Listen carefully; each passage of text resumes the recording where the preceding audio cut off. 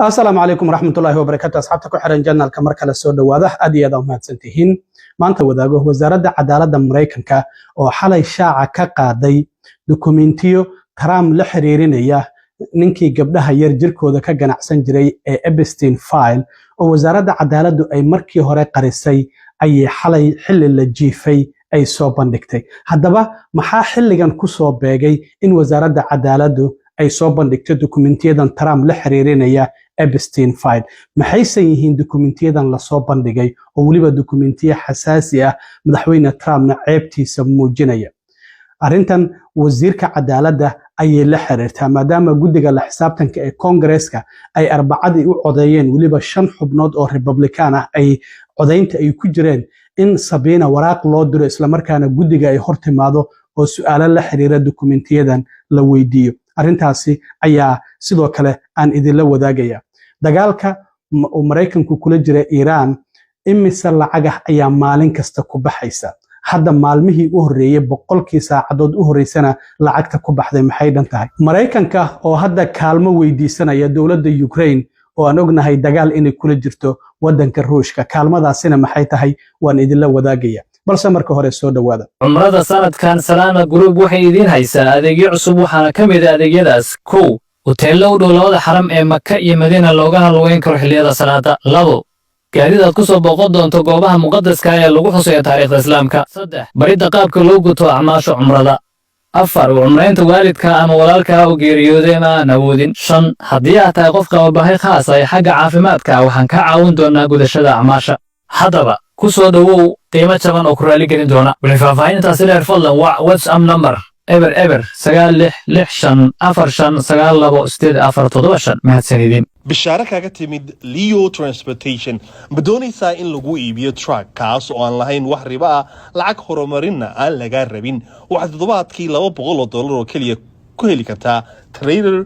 2027 ah sidoo kale ma tahay owner operator iyadoo boqolkiiba 12 laga jari doono lacagta guud ee ku soo gasha waxaad heli doontaa trailer 2027 ah oo aad bixin doonto $200 oo kaliya toddobaadkii oo ku weheliyo insurance raqiis ah oo isna ah $200 oo kaliya waalidiinta Soomaaliyeed ee jecel waxbarashada waxa la ogeysiinayaa looguna bishaareynayaa in maxadka waxbarashada ee Somali Islamic Online oo ku hayo barnaamij waxbarasho diimeed ah oo ka caawinaya in adiga iyo ilmahaaguba aad si fudud u barataan quraanka iyo culumta shareecada maadooyinka dugsiga laga baranayna waxa ka mid ah quraanka hikaada ahadiista ducooyinka tarbiyada asaasiga ah ee ilmaha tafsiir iyo qaybaha kale ee culumta shareecada qaabka waxbarashada dugsigaarina waa hab online ah oo waxbarashada aad ku qaadanaysan waxaana kala xiriiri kartaa Gmail-ka iyo lambarada shaashada kaaga muuqda waxaan ognahay sharcigii Epstein Transparency Act oo Congress-ku ay meel mariyeen November madaxweyne Trumpna uu saxiixay waxa uu dhigayay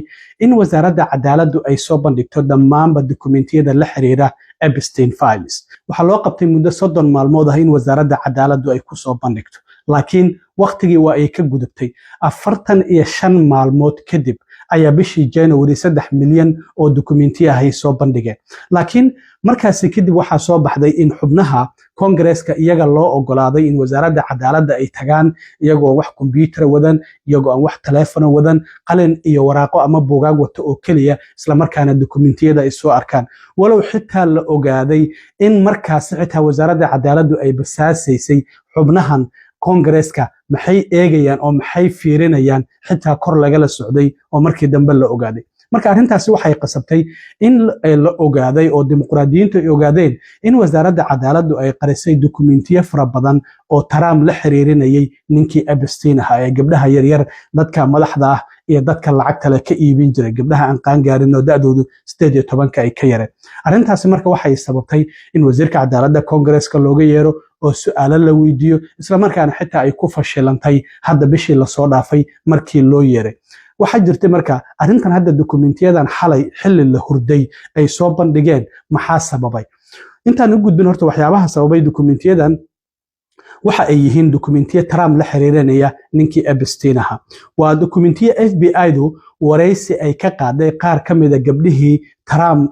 ku eedeynayay in uu faraxumeeyay. Waxa la leeyahay waa ilaa iyo haweeney muddo 4 jeer ah FBI-du ay interview ka qaadeen sanadkii 2019. Gabadhan waxa ay sheegaysay in Epstein uu baray ninkan Trump ayaa waxa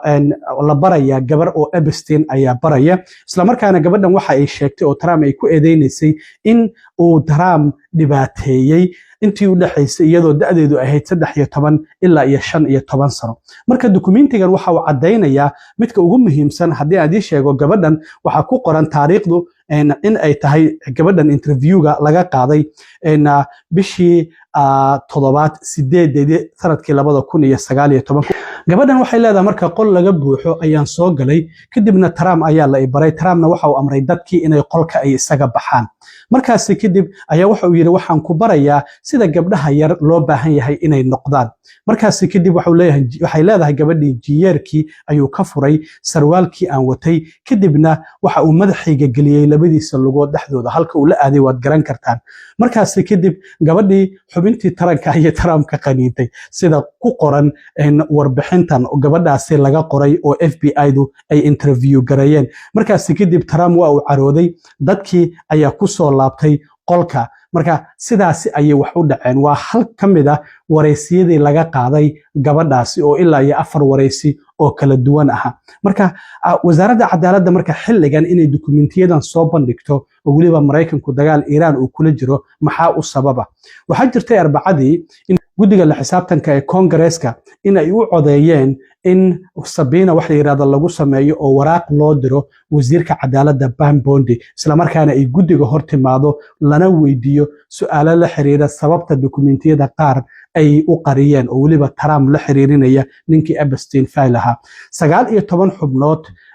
ayaa guddigan 24 ayaa u codeysay 19 waa ay diideen. 24 kaasi marka 19 kamid ah waa dimuqraadi halka sidoo kalena 5 xubnood ay yihiin Republican oo ku raacay xubnaha dimuqraadiyiinta in loo yeero wasiirka cadaaladda Pam Bondi. waxaa kamid ah Nancy Mace oo laga soo doorto South Carolina. xubnaha kalena waxa ay kala yihiin oo Republicanka ah Lauren Boebert oo Colorado laga soo doorto, Scott Perry oo Pennsylvania laga soo doorto, Tim Burchett oo laga soo doorto Tennessee iyo Michael Cloud oo Texas laga soo doorto. marka wasiirka cadaaladda waxa laga doonayaa marka in guddigan ay hortimaado la dhaariyo kadibna ay sheegto sababta dukumentiyadaasi ay u qarisay. marka Trump hadda shalay waxa uu xilka ka qaaday wasiirkii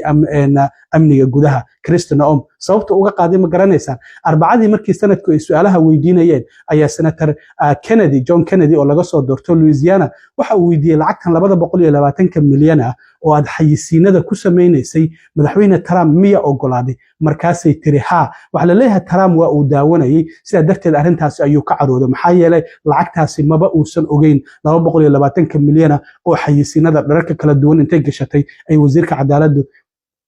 ay wasiirka amniga gudaha iyo xayisiinadaasi ay ku sameynaysay. marka hadda wasiirka cadaaladda Pam Bondi ma noqon doonta qofka labaad ee Trump xilka uu ka qaado maadaama dukumentiyadan oo markii hore la qariyay sharciga Epstein Transparency Act oo la meelmariyay November Congress-ku meelmariyay isaguna uu saxiixay loona baahnaa inay soo bandhigto ay qarisay maxay xilligan u soo bandhigtay. arrintaasi waxa ay tahay arrinta hadda laga yaabo marka inay noqoto wasiirka labaad ee Trump xilka uu ka qaadi doono. haddana Congress-ka ayaa Sabina waraaq u diro yiri waa inaad ka soo hor muuqataa guddiga xubnaha Republicanana sidoo kale ay u codeeyeen. dhinaca kale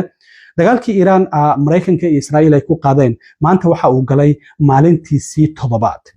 Iran marka wali waxba ma reebanayso waad arkaysaan Israa'iil waxyaabaha habeen kasta ay ku hurgufayso oo hadda xitaa ay caawa socdaan. laakiin waxa la yaab leh in Mareykanku hadda uu weydiisanayo Ukraine oo dagaal kula jira Ruushka in uu ka iibiyo diyaaradaha waxyaabaha looga hortago diyaaradaha droneska interceptorska oo diyaaradaha qabta. maxaa yeelay waxa ay muddo la dagaalamayeen Ukraine iyaga ayaa samaystay Mareykanka uu u diidayay inuu gargaar siiyo wadankaasi Ukraine oo aan ognahay sidii aqalka cad loogu bahdilay madaxweynaha Ukraine Zelensky hadda Mareykanka waxa ka dhamaanaya gantaaladii waxa difaaca ee Patriotka ee dhinaca wadamada qaliijka ee qaban jiray diyaaradaha iyo gantaalada ayaa ka sii dhamaanaya maadaama ay Iran gantaalo ay ku daalisay sidaas darteed waxay leeyihiin Ukraine waxaan ka rabnaa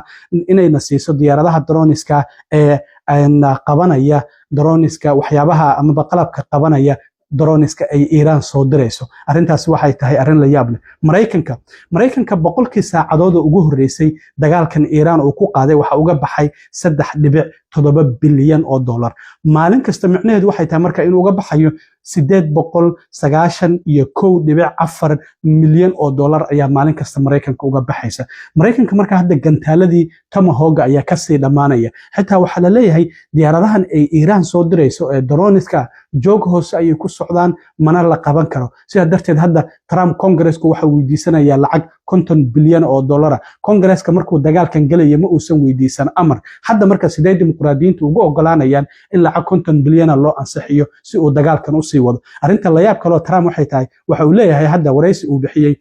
hogaamiyaha sare Iran marka la dooranayo waaba in aniga la igala tashtaa ayuu leeyahay marka waxaan doonaynaa ayuu leeyahay qof aniga la igala tashtay oo ogolaaday in uu hogaamiyaha sare noqdo laakiin Iran arintaas ma yeelayso wasiirka arrimaha dibadda Abbas Araghchi oo NBC ay wareysi la yeelatay oo la weydiiyay xitaa hadii lug Mareykanku uu ku soo galo ka waran wadankaasi Iran oo dagaal dhinaca lugta wuxuu yiri waan sugaynaa arintaasi masiibo fara badan ayna kala kulmi doonaan arinta wada hadal ayaa la weydiiyay wuxuu yiri laba mar ayaa wada hadal anagoo Mareykanka kula jirna ay na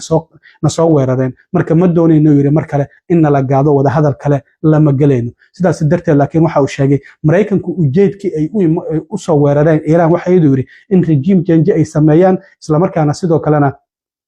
ay wadankaasi burburiyaan laakiin hadda wuxuu yiri wadankii uu shaqeynaya dagaalkeena wuxuu yiri hadda wali sidii loogu talagalay ayuu inaga noo socdaa waxaan doonaynaa yiri hogaamiyihii sare ay naga dileen hadda doorashadiisu waa ay socotaa oo khubradii loogu talagalay inay doortaan hadda howshii waa ay ku jiraan marka waxa uu leeyahay ujeedkii Mareykanku ay dagaalka noogu soo qaadeen iyo Israa'iil maba aysan ku guuleysaninba sidaas darteed waxa uu leeyahay waa ay ku fashilmeen dagaalkan ay noogu soo qaadeen anaguna ilaa iyo hadda isdifaacayna ayaa wadnaa cid kasta oo meel kasta oo nala ka soo weerarayna waxa uu yiri waan duqeynayna waa ka argoosanayna marka aad iyo aad u mahadsantiin asxaabta intaan markale kulmi doono waa saaxiibkiin cilmi waaro idin la sida iyo nabadgelyo